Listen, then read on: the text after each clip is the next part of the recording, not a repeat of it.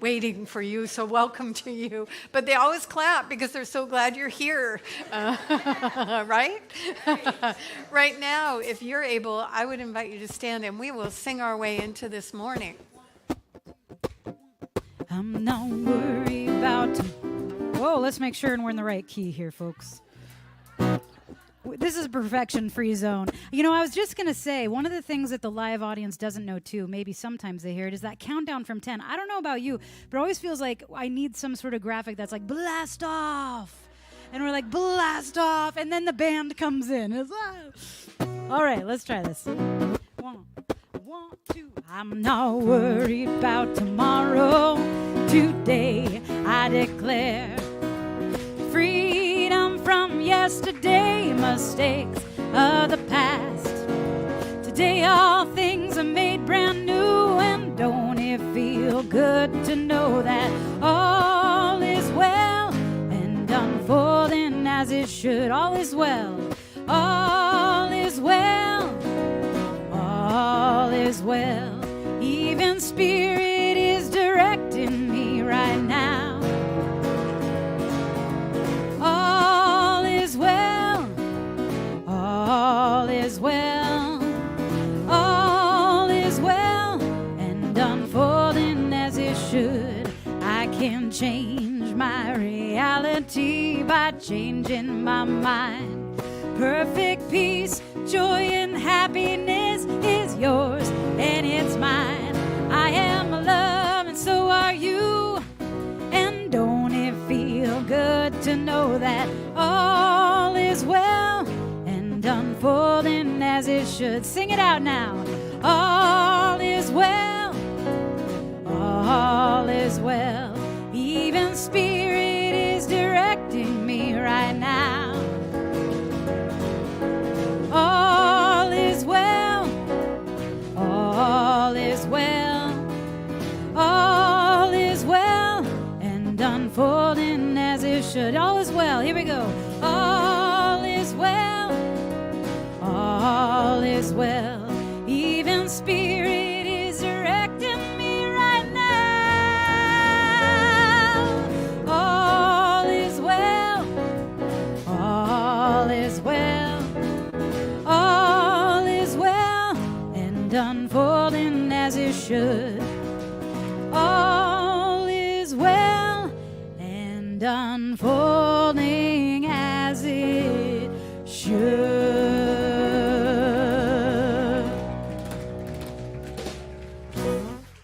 Well, good morning, everyone. Take a minute to greet some of those neighbors out there.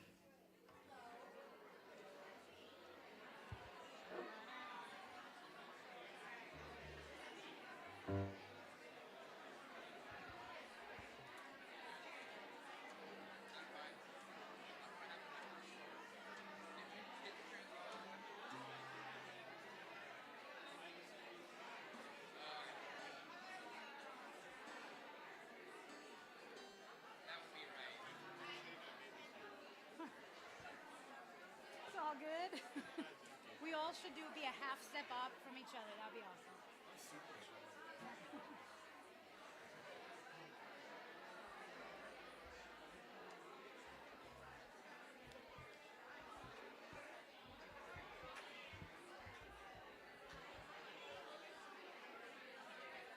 Alrighty.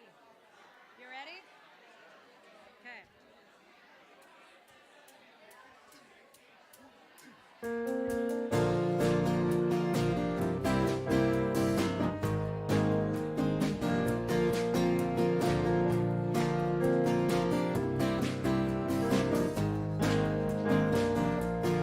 I'm in the right place at the right time. I am just where I'm supposed to be. I'm in the right place at the right time. I am just where I'm supposed to be. I'm in the right place at the right time. I am just where I'm supposed to be. I'm in the right place at the right time. I am just where I'm supposed to be. Oh, my soul is welcome here. Oh, my soul is welcome here. I am getting the message loud and clear. My soul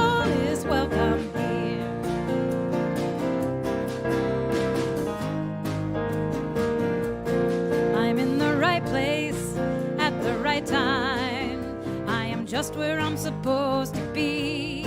I'm in the right place at the right time. I am just where I'm supposed to be. Oh, my soul is welcome here. Oh, my soul is welcome here.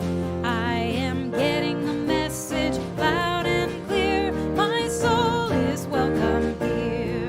Oh, my soul is welcome here. Oh, my soul is welcome here. I am getting the message loud and clear. My soul is welcome here. I am getting the message loud and clear. My soul is welcome here. My soul is welcome here. My soul is welcome here. My soul is welcome here. My soul is welcome here. My soul is welcome here. My soul is welcome here.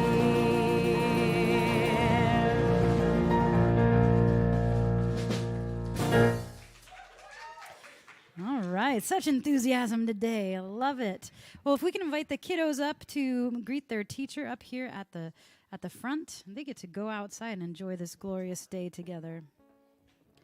All right, and we're going to sing them out to their classroom. 1, 2. Hooray for the world, I'm glad to be on it. Hooray for the world, I'm glad to be on it. Hooray for the world, it's a special place. Got Mother Nature and the human race. The world's got trees and bumblebees, rivers and lakes and the open seas, mountains and valleys and animals too, and a sun that shines on me and you. Hooray for the world, I'm glad to be on it.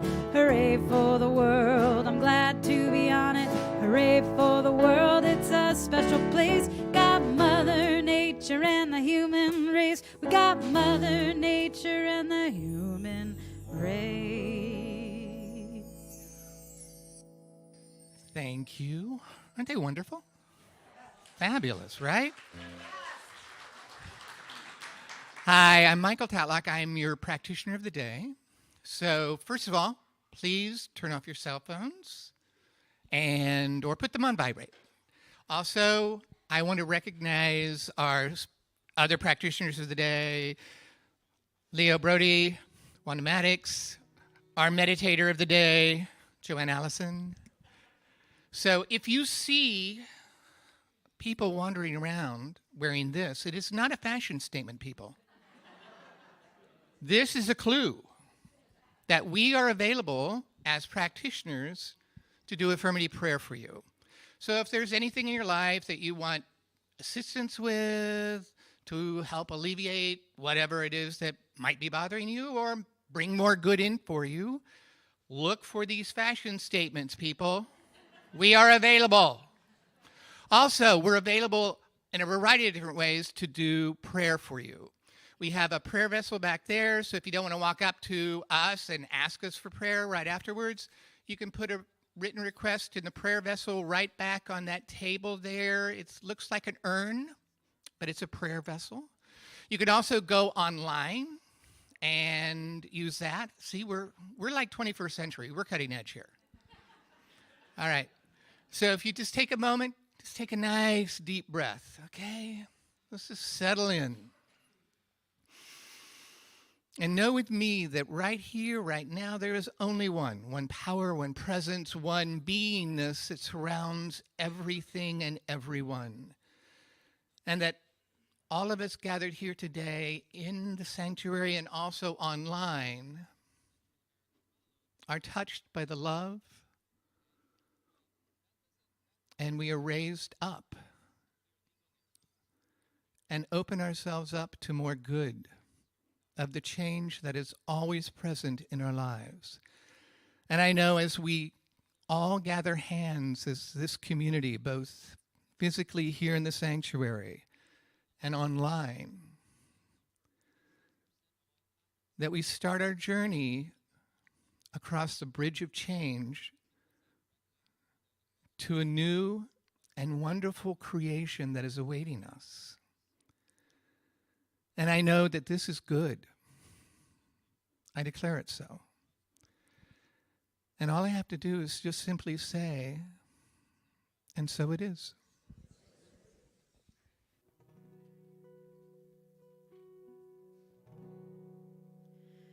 With these eyes I will see, with this heart I will be, opening wide, turning inside. I am listening. With this love I will lead, with this grace I will breathe, deepening peace, fear I release. I am ready to receive. Spirit, know my name. Call me home and light these darkened days. Oh, Spirit, show your truth in all we do. Let love be our legacy. With these eyes I will see, with this heart I will be, opening wide, turning inside. I am listening.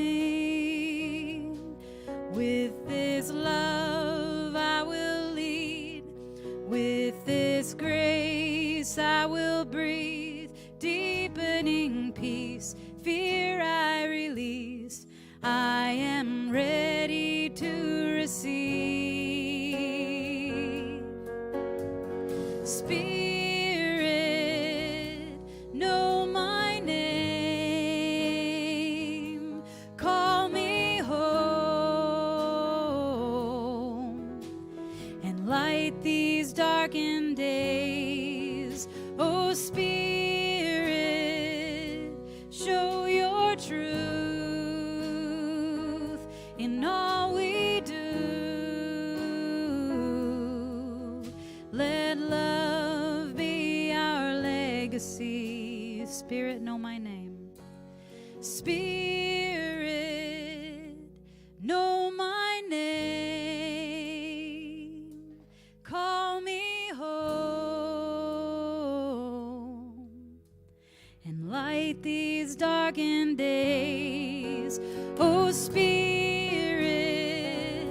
show your truth in all we do. Let love be our legacy. Let love be our legacy. Let love be our legacy. Yes, let love be our legacy.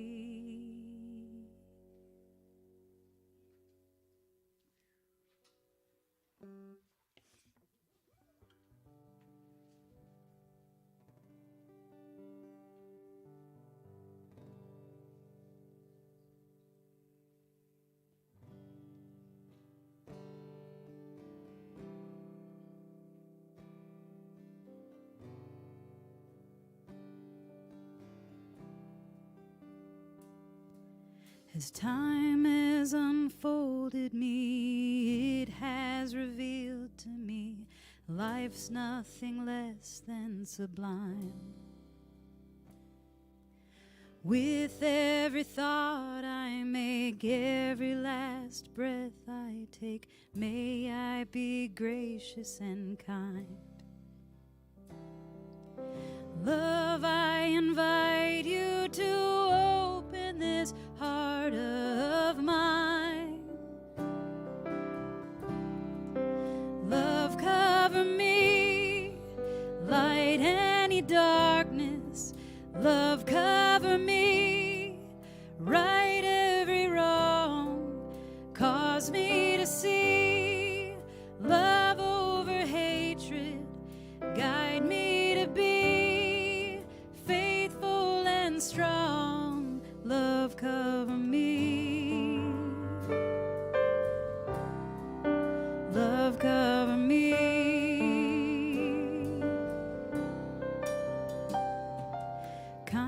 darkness wash over me, make me a symphony, play every note you can find. Make me reverberate, gently deactivate, slowly flow out of my mind. Find me a melody, dance and may my anthem be. Love cover me, light any darkness. Love cover me, right every wrong. Cause me to see love over hatred.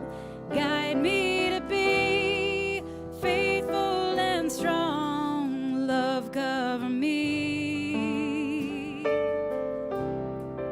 Love cover me. Love cover me. I will not be shaken. I will not be moved. Love cover me. May my heart awaken, tenderness be proved. Love cover me. Love cover me. Let's sing love together. Love, love, love, love.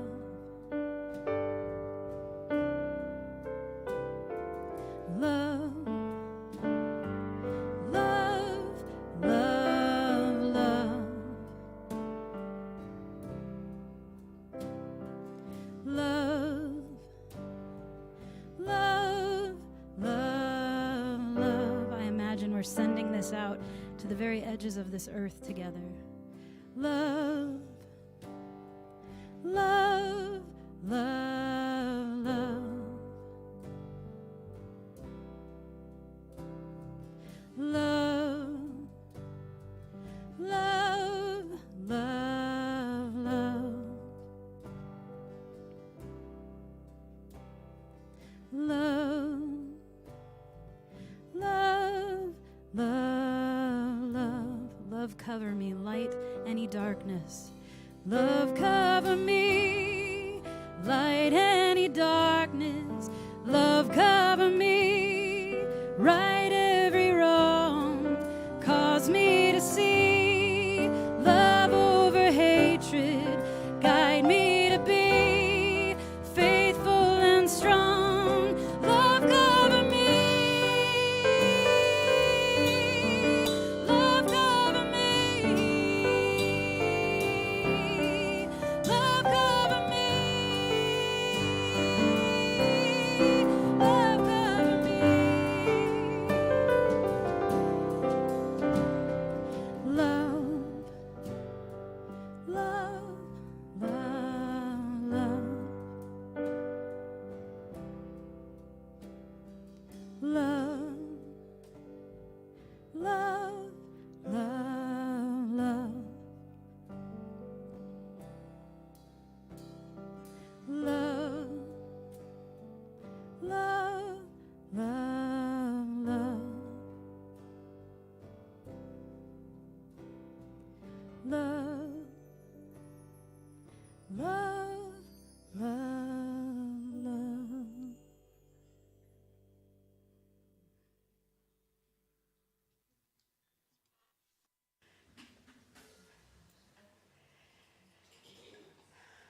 Big breath in and out. Great work, you guys. Thanks. Thanks.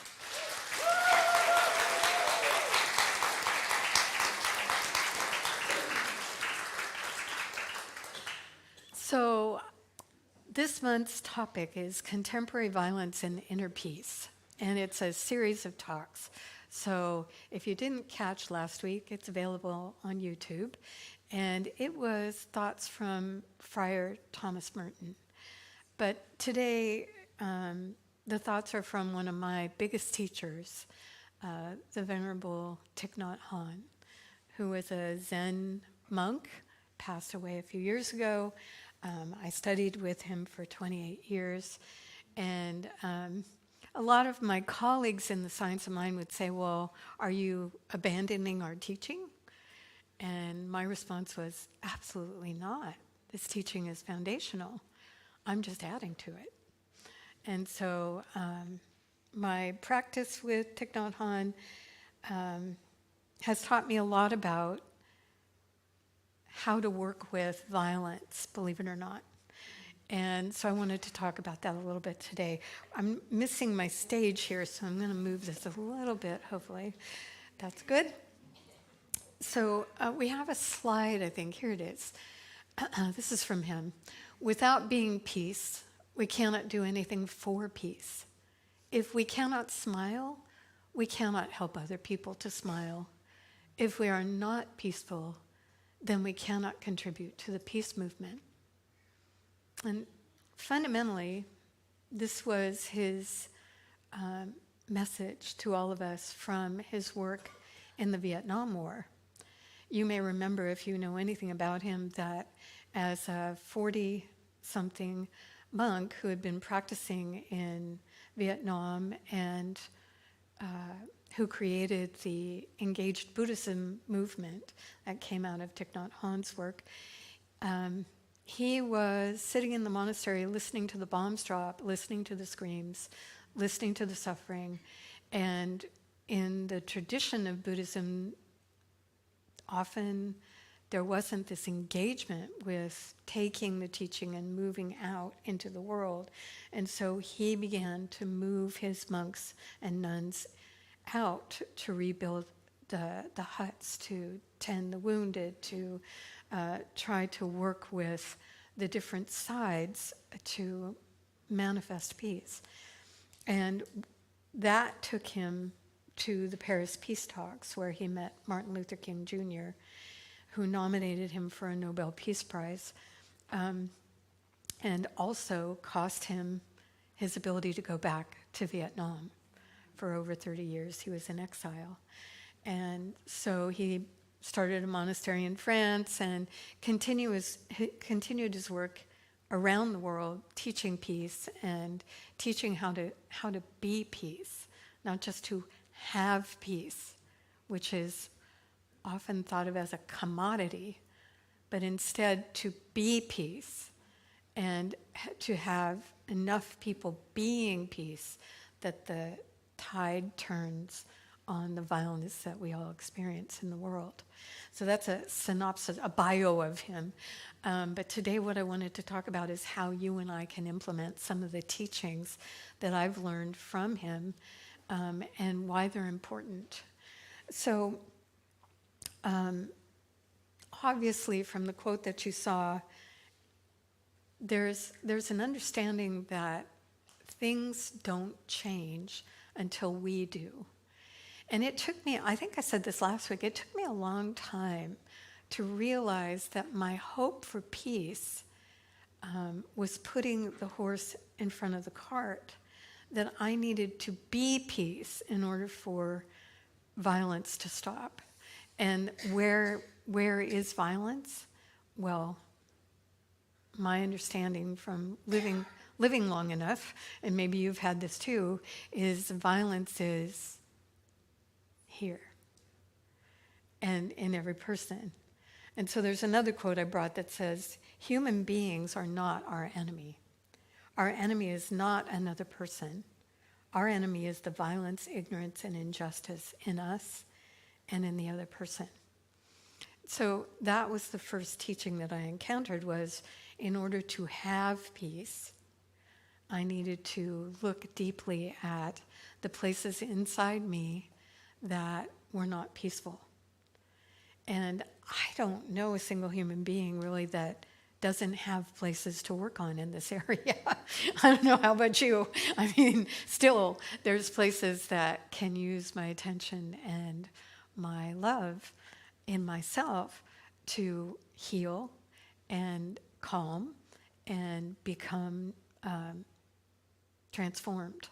There's a saying in that tradition, no mud, no lotus. So you know how lotuses grow, their roots are in the mud. And it can't blossom without that rich soil at the bottom of the pond. And like the lotus, these things that are muddy in us, sort of mucky, actually nourish awakening when we're able to use it in that fashion.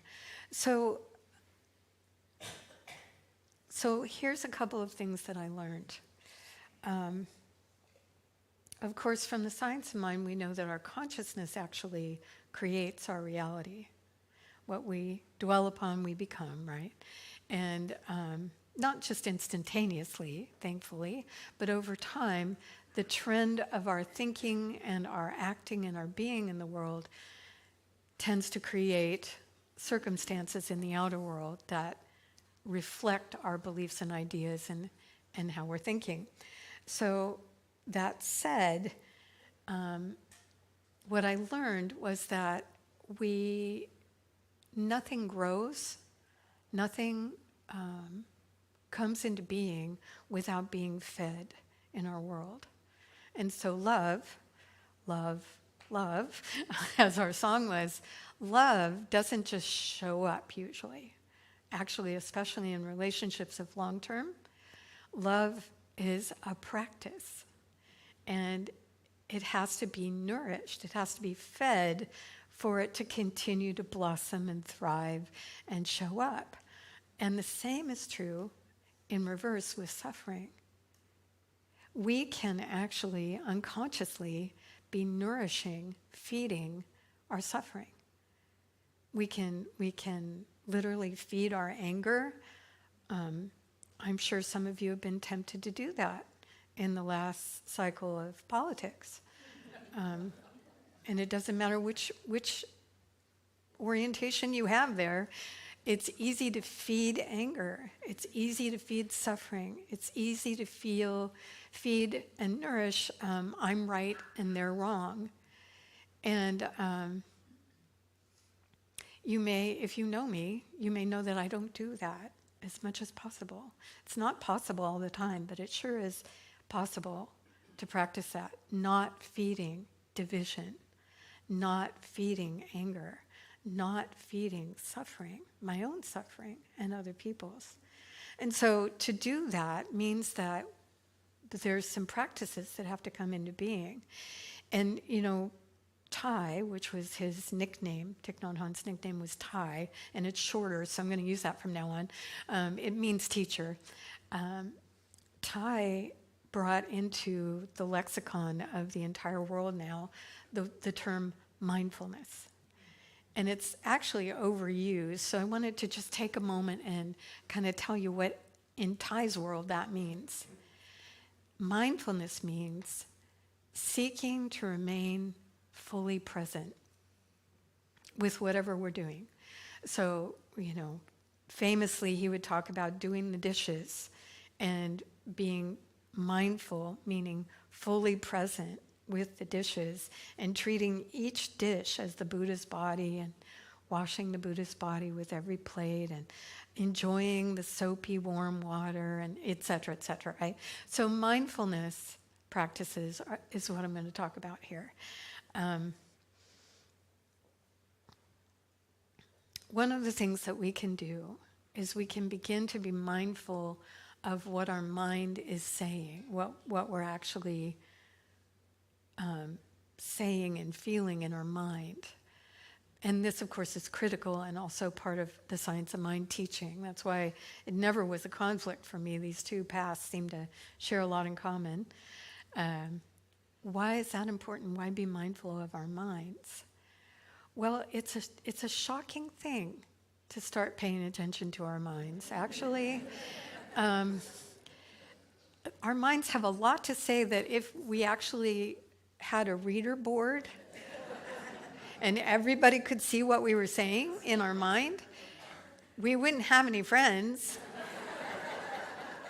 at all, and probably would be out of a job, and most of our relatives would shun us. And so paying attention to that internal dialogue is part of being mindful and not just paying attention to it. I mean, that's amusing, sort of, kind of, and also horrifying, but it's actually catching it. You know, it's kind of like catch it and then change it right then. And that's a very powerful practice, actually, for the analogy I often think of is like a drip system in a garden. I'm sure many of you are working with your drip systems that probably froze this last winter, and you're trying to get them up and running. Well, so the drip system of anger, the drip system of hate, the drip system of making other people wrong can actually be turned off at the source, which is our intention. And when we turn that off, it's not good enough to just turn it off. Then we need to move the drip system to the places where we want nourishment to go. So instead of hatred, compassion. Instead of anger, a sense of peace, and things like that. And of course, if you're like me, you're sitting there going, well, how do I do that? You know, I mean, this is like a layered talk. So I'll tell you how you do that, because I've been practicing that for 28 years. It seems to be working pretty well.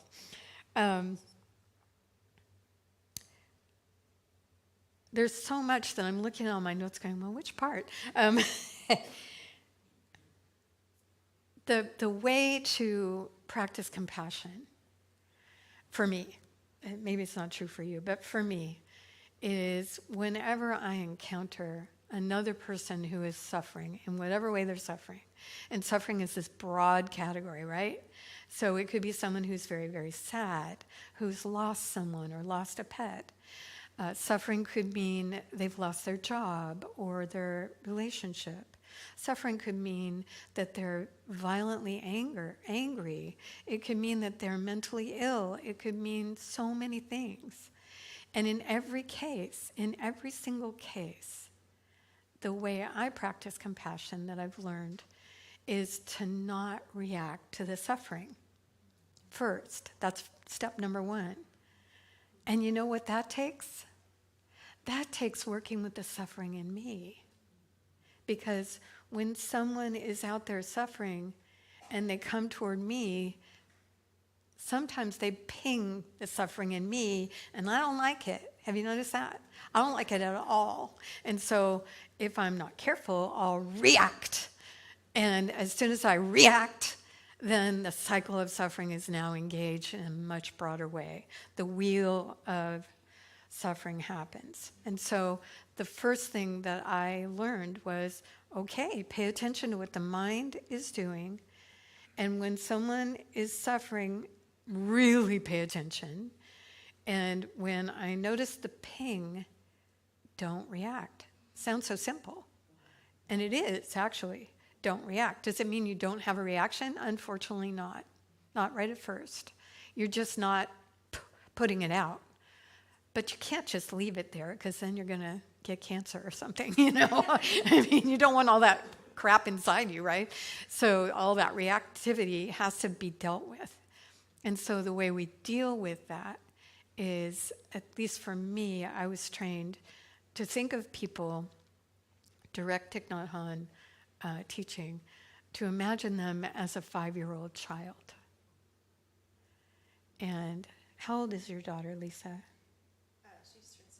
She's 6, so you could see the sweet little girl here with her big bag. So picturing the person who's suffering that's causing a reaction as a 5 or 6-year-old child, so engaged with life, so innocent, so open, and something happened to that child along the way. Maybe something happened to you, so you can relate to that. I certainly can. And so seeing them in this way brings their original innocence into the forefront for a moment, and we can understand that no sacred human acts the way they act because nothing happened to them. They act the way they act because something happened to them, and sometimes a lot has happened to them. And so that immediately begins, so you can feel it, can't you? Evokes compassion. It's like, oh, something happened to them. Oh, doesn't mean you have to like them. Famously, one of the presidents of our organization said, our call is to love people unconditionally. It doesn't mean you have to like them. He was known for being acerbic. So that's the first step, is hold the reactivity, notice it, and then begin to work with it. And then the second thing that it took me a while to figure out is then you realize, well, what got pinged was what happened to me, you know? And maybe you've noticed this. Maybe you've noticed that, you were raised with a rageaholic. And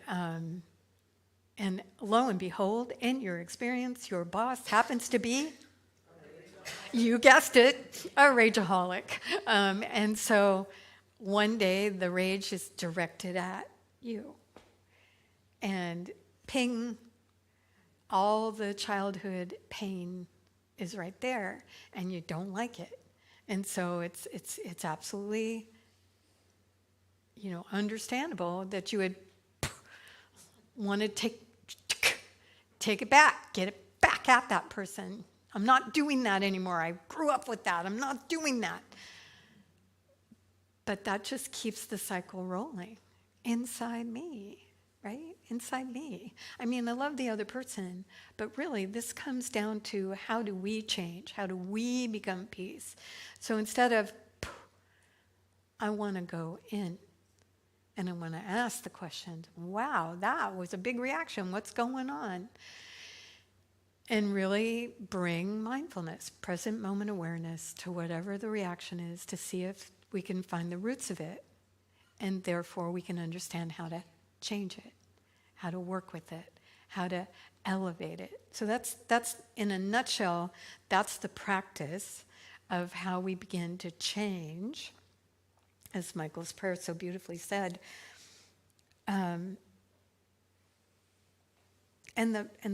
for me, the purpose, I only have 5 minutes left, but I'm going to go longer. They knew that.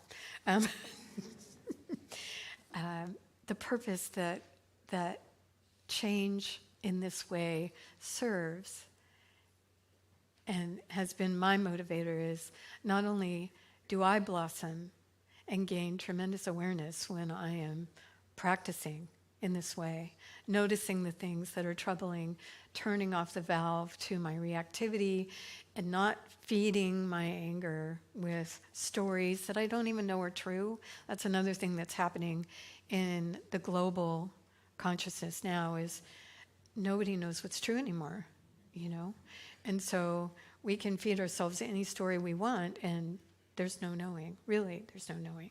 And if we dive down deep enough, almost always we can't find out. So turn that off. Don't feed the story. Instead, be very present with what's going on here. Practice compassion training.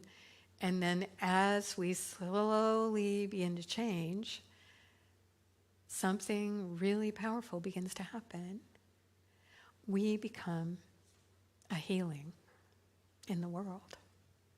And that's, of course, what Thich Nhat Hanh was hoping for, was an incredible number of people worldwide that were no longer reactive most of the time, that could sit with difficult suffering, difficult conversations between parties, between organizations, between countries, globally.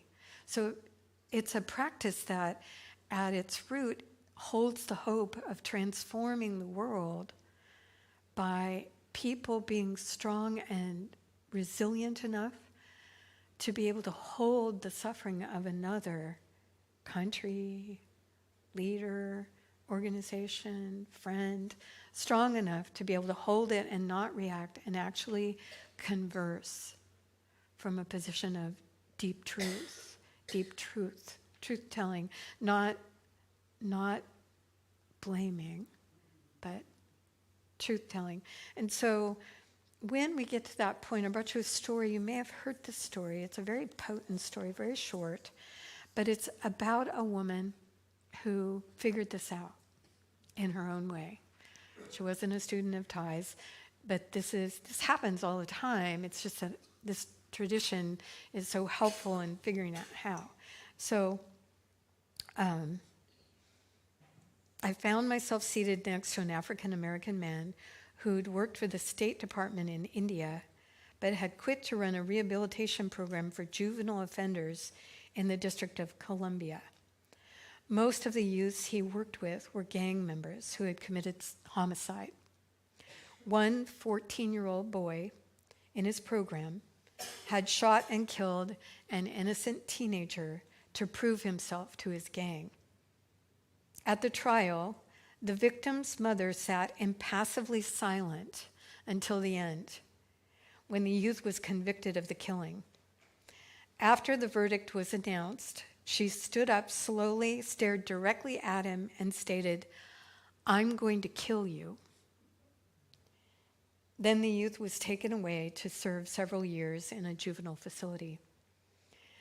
After the first half year, the mother of the slain child went to visit his killer. He had been living on the streets before the killing, and she was the only visitor he'd had. For a time they talked, and when she left, she gave him some money for cigarettes. Then she started step by step to visit him more regularly, bringing food and small gifts. Near the end of his 3-year sentence, she asked him what he was going to do when he got out. He was confused and very uncertain, so she offered to help set him up with a job at a friend's company. Then she inquired about where he would live.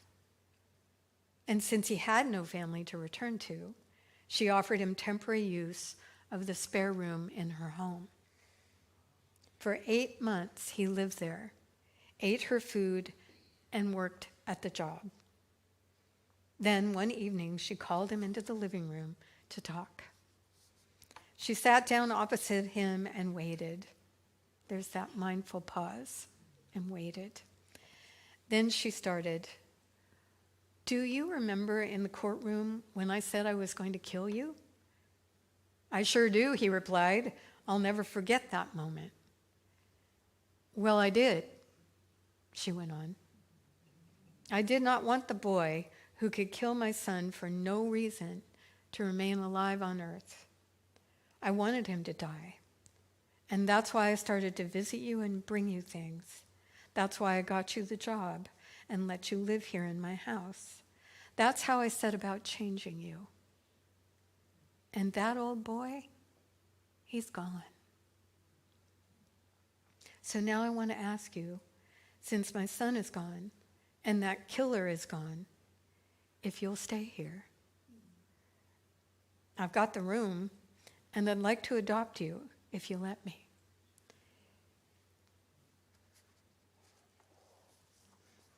And she became the mother of her son's slayer. I mean, whoa. And true story. And so many stories like this.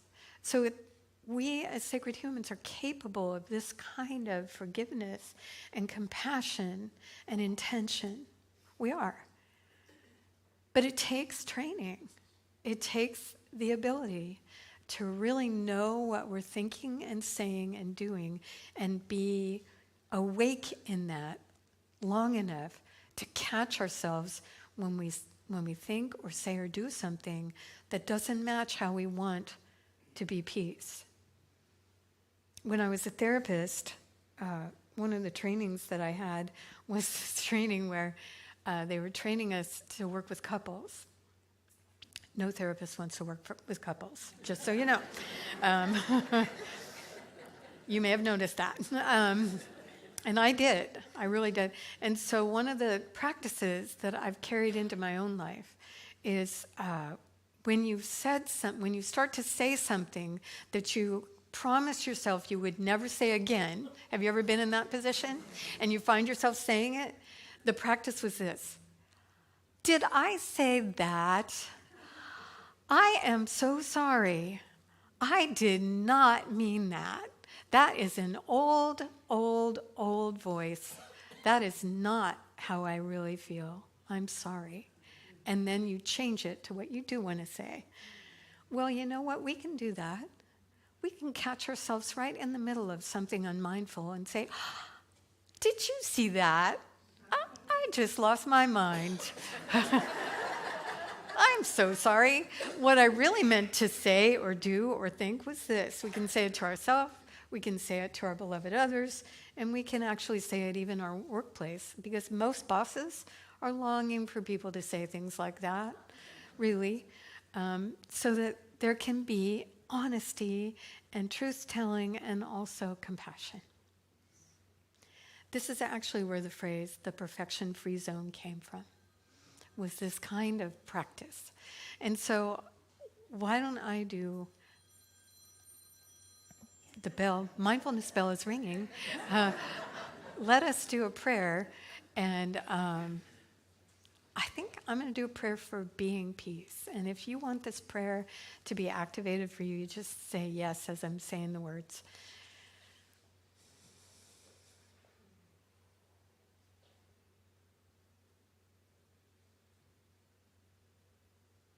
Within the infinite possibilities of the vast field of energy that I understand to be divine, every sacred human resides, including me. Every probable reality is available in every moment to me and to every other sacred human.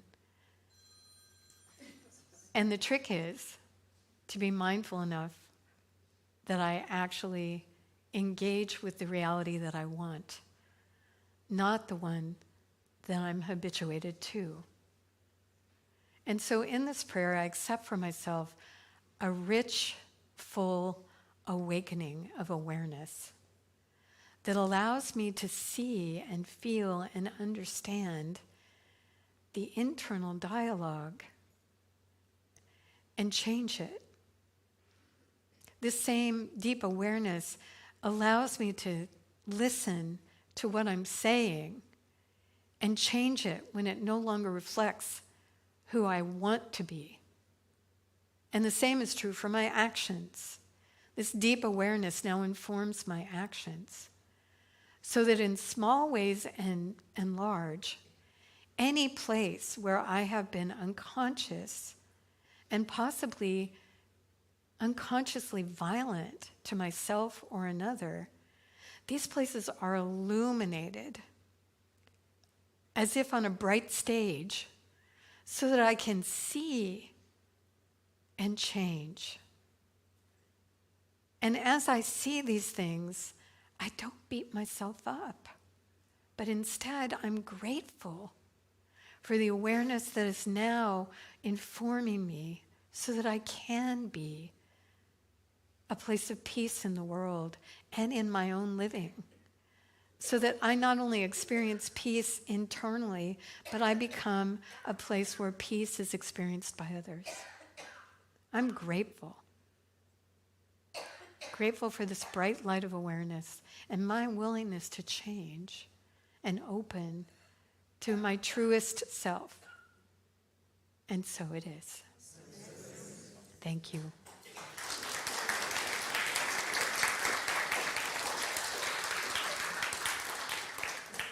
All right. Steve and Shelley are our ushers today, and they are grateful for any donation, as am I and our whole organization. We know that the donations financially that you make allow us to do this very thing and so much more. So thank you in advance for any gift you give. Thank you for this day, Spirit. Thank you for this day. Thank you for this day, Spirit. Thank you for this day. This healing, this healing, this healing day. This healing, this healing, this healing day for love. Thank you for this love, Spirit. Thank you for this love. Thank you for this love, Spirit. Thank you for this love. This healing, this healing, this healing love. this healing, this healing, this healing love.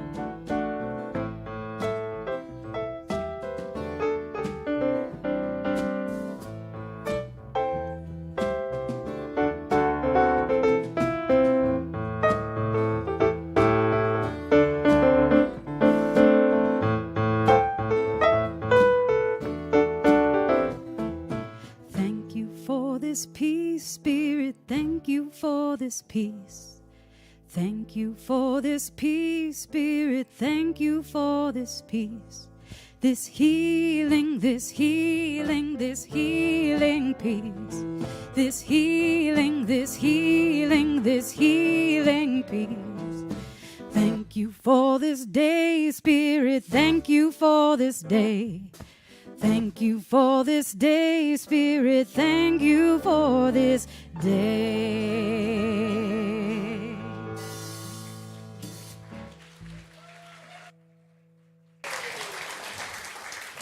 Well, we have a couple of announcements for you. Shocker here, right?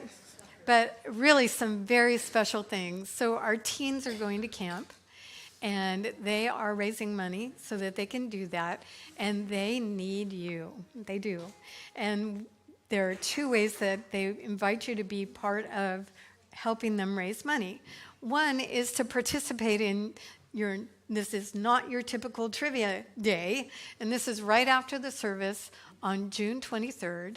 And they actually have designed a trivia that not only includes, like, the old cards that you would have, but there's video things that you get to look at sometimes, and the team that is lowest in points gets to pick the next category. They've got it all figured out. But what they need is people to sign up and be part of it. So you can be an individual. You could get a couple of your friends and sign up and play and be a team. And we'd love you to do that to support the teens. It's an idea that has been a dream of mine. And Rylan and Bright back there have been part of bringing that dream into reality. And so we'd love you to support them in doing that. And at the same time, trivia is going to happen, I think, at noon. But in the coffee hour, we're inviting people who are bakers to think about baking some things that we can then buy.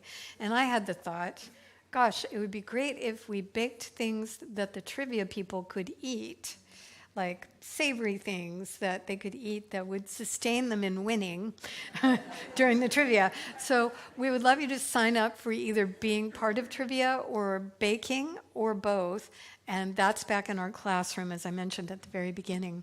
Tonight, Tabor is leading a wonderful thing. You want to talk about it?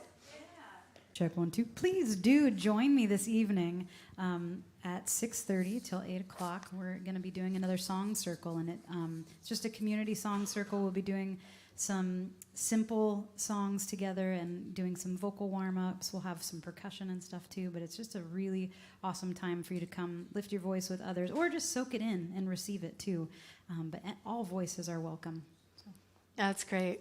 And then men's group is meeting in the classroom. We'll kick everybody out of coffee hour at noon, and they will have the opportunity. And whether you have gone before or you're just hearing about it, you are welcome to go. If you are identified as a male, we'd love you to take part in that. Philip Flores is in charge of it. There he is in the back, and you can ask him about it. And then our Earth Stewards team is inviting people to take part in a project that we've put out to a lot of different faith traditions and things like that, but we'd love some of our folks to consider doing some sort of earth altar creation for our trail system. We have these incredible trails back here, and we thought it would be lovely to have representations of our deep appreciation and value for the earth in a variety of ways. It could be a sculpture, it could be an altar of some sort, it could be your own creation. But what we're hoping is that you'll fill out an application, and we're going to take those in on June 30th, and then we'll have time during the summer to install those things and have a celebration in September and invite all of us to walk the trails and see the creations. So we'd love you to think about doing that. And then Rabbi Kalish Leviel, one of our practitioners, is bringing an oldie but goodie back to our community. And I have to say, this is a life-changing course, actually, and I'm not kidding. It's really powerful. It's called Prosperity Plus 2. It has to do with, yes, creating a life of abundance, which goes beyond creating money, although that's part of it, but actually creating a life that you love being in. And so it's a very potent 10-week course, and it starts on June 27th, as you see here, from 6 to 8. It's a little bit different than our other class structures because you pay $45 and make a commitment to tithe 10% of any money that comes to you during that 10-week period. So whether it's a dime on the street or an unexpected something, that's how you pay for the class, and the money goes to here. And it's fascinating and a teaching in and of itself to do that. So we hope you'll sign up for that and be a part of it. And then today is the last day. If you won one or more of our Gourmets for Good dinners, today's the day to pay if you haven't already, and our board members are poised to take your credit card or your check so that it can all be done today. So if you forgot all about it, pull out that credit card, come on into the classroom, or if you're technologically savvy, there's a QR code in the back of each of these chairs, and you can point your phone at it and pay that way.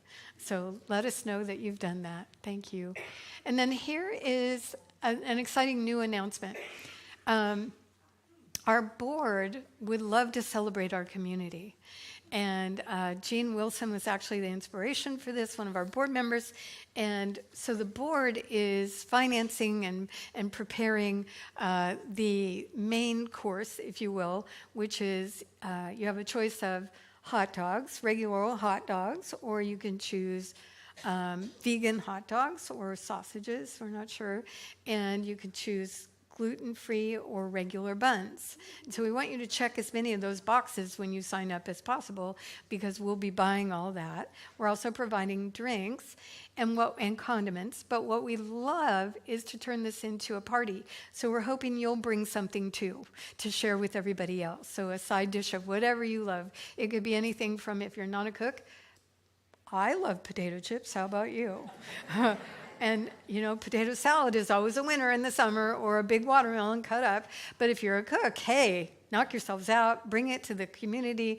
And this is right after the service on June 30th.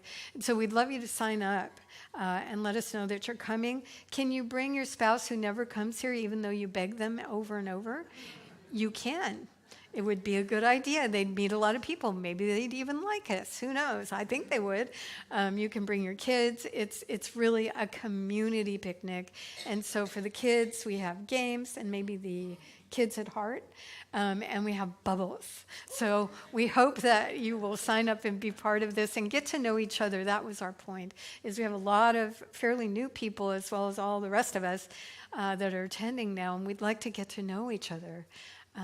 Especially as we move into this transition that's happening. You do recall there's a transition happening at the end of this year. And so we'd love people to know each other and be the community together. So that's what's at. And then our ritual team got together, and they always invite you to celebrate the summer solstice. They realize it is a bittersweet ceremony because it is the longest day of the year. And then it's not anymore. And so this year, even though solstice is officially on the 20th of June, none of the ritual team could do it on the 20th, so we're doing it on the 21st. And what are we doing? It's a simple thing. It starts at 7 o'clock. It'll probably go about an hour, and there will be a fire, and there will be drumming, and there will be some singing, and there will be snacks, which are provided by the people who come. So you're invited to come. You don't have to sign up for this, just show up. We love it when children come, but 7 o'clock, it depends on bedtime. And bring a lawn chair. We'll be in the upper meadow here and having a true celebration of summer. So you're invited. All right. If you're able, why don't you stand and we'll sing our way into the day.